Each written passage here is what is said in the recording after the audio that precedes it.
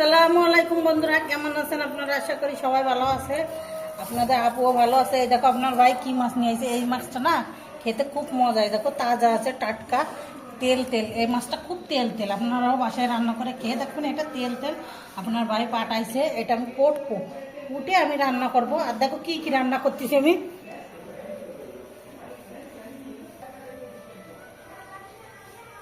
এই দেখো বন্ধুরা, পুঁই শাক আমি সিদ্ধ করে নিচ্ছি, কাঁচা জাল দিছি আর ঝাল দিছি, আর হলো তোমার কাঁচা জাল আর হলুদ লবণ, আর হলো পুঁই শাক, আর হলো আলু, আর এই যে কচু কচু ঘুটে নিচ্ছি, এটা ঝাল দিয়ে হলুদ লবণ দিয়ে এবার তেলে দেবো। চিংড়ি মাছ দেবো। ইলিশ মাছ আনতে বলেছি, ইলিশ মাছ পাই নেই বাজারে, এই জন্য আপনার ভাই ওই মাছটা পাঠাইছে। কালকে ইলিশ মাছ আনতে বলবো, আর কচু দিয়ে রান্না করবো। কিরম লাগে, কি কি রান্না করে দেখতে থাকো। এটা সিদ্ধ করে নিই, তারপর আমি কচুটা লবণ দিয়ে হলুদ দিয়ে সিদ্ধ করে, তারপরে এই যে পেঁয়াজ রসুন তেজপাতা জিরা দিয়ে আর চিংড়ি মাছ দিছি, দিয়ে এই দেখো ভেজে নিচ্ছি সুন্দর করে। আর হালকা একটু চিনি দিচ্ছি সামান্য, কেন এটা মিষ্টি, তারপর টেস্টির জন্য একটু দিচ্ছি। এই যে একটু হোক। আর এই দেখো এটা এই যে পুঁই শাকটা সিদ্ধ করে লবণ হলুদ দিয়ে সিদ্ধ করে, তারপর পেঁয়াজ রসুন দিয়ে এই যে চিংড়ি মাছ দিয়ে আলু দিয়ে এই যে এই দেখো সিদ্ধ করে আলু আর শাকটা সিদ্ধ করে নিচ্ছি লবণ হলুদ দিয়ে। এবার এটা দেখো কত সুন্দর হয়েছে। এই যে চিংড়ি মাছও দিছি, এবার ঢাইকে রাখি, হয়ে গেছে এটা। ওটা হবে তবে দেখাবো। আর এই যে এটা এই যে একটু হোক ভাজা ভাজা। এই কচুটা কিন্তু মিষ্টি, চুলা কচু। আর ইলিশ মাছ আনতে বলেছে, ওই যে দেরি হয়ে গেছে বলে পাওয়া যায়নি।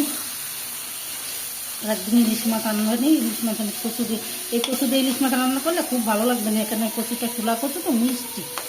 এবারে আমি এটা হয়ে গেছে, এবার আমি মাছটা ধুয়ে নিয়ে আসি, যে মাছটা দেখাচ্ছি, তারপরে আপনাদের দেখাচ্ছি। দেখো আমি মাছটা বাইজে নিচ্ছি, এই যে ওই মাছটা, যে মাছটা এনেছে আপনার ভাই, বড় একটা মাছ, ক্যামেরায় ছোটো দেখা যাচ্ছে, মাছটা বড় আছে। আর এই মাছটা না তেল তেল বেশি, খাওয়ার সময় তেল তেল লাগে। আমরা আগে দুইবার খাইছি, আর ওই ফোটার সময় তেল তেল মনে হয় গরুর গোষ্ঠীর মতন তেল তেল লাগে। এই যে আমি কচুটা, এই কচুটা দিয়ে রান্না করবো। আর কয়টা দিয়ে দিচ্ছি, ওই কটা আর একদিন মনে করবেন। মাছ বাইরে নিই, তারপরে আপনাদের দেখাচ্ছি কটা রয়েছে বাইরে। জিরে ধুইনে কাঁচা জাল পেঁয়াজ রসুন বাইতে দিচ্ছি, একটু পানি দিয়ে কষাই নিচ্ছি। এই দেখো হলুদ আর লবণ দিয়ে দিচ্ছি। এই দেখো এই কচু, ছোলা কচু খেতে খুব মজা লাগে, এই জন্য দিয়ে দিছো রান্না করবো। এই যে এইটা কচুর সঙ্গে দিতে গেছিলাম, এই জন্য এরকম করে কুটেছি। এবার চিন্তা করলাম কি কচুর সঙ্গে না দিয়ে এরকম করে রান্না করে মজা লাগবে না। ইলিশ মাছ আনতে পাঠাইছিলাম কিন্তু পাইনি, অসময় গেছে, এই জন্য এইটা দিয়ে রান্না করবো। আবার আর একদিন ইলিশ মাছ এনে রান্না করবো নি।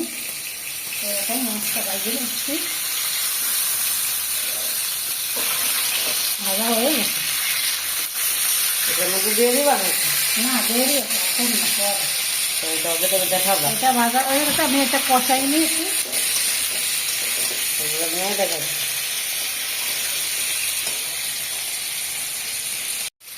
পানি দিয়ে দিবা, দিয়ে দিচ্ছ পানি। আমি অল্প একটু পানি দিই, কষাই নিই, আলুটা গলে যাবে না আর কচুটাও গলে যাবে।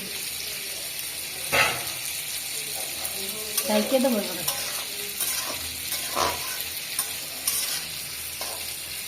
ঢাইকে দেবো।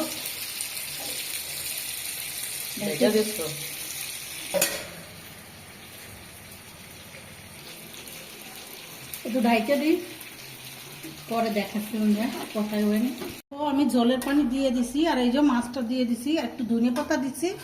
এবার এটা হোক, তারপর আমি আপনাদের দেখাচ্ছি লাস্টে।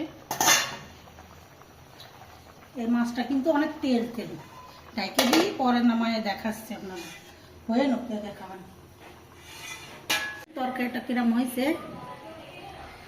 না মাশাল্লাহ মাশাল্লাহ, খুব সুন্দর হয়েছে, খুব সুন্দর হয়েছে। এই দেখো বন্ধুরা, কত সুন্দর হয়েছে, সেই হয়েছে। আর খেতেও খুব দেখি টেস্টি কিরম হয়েছে।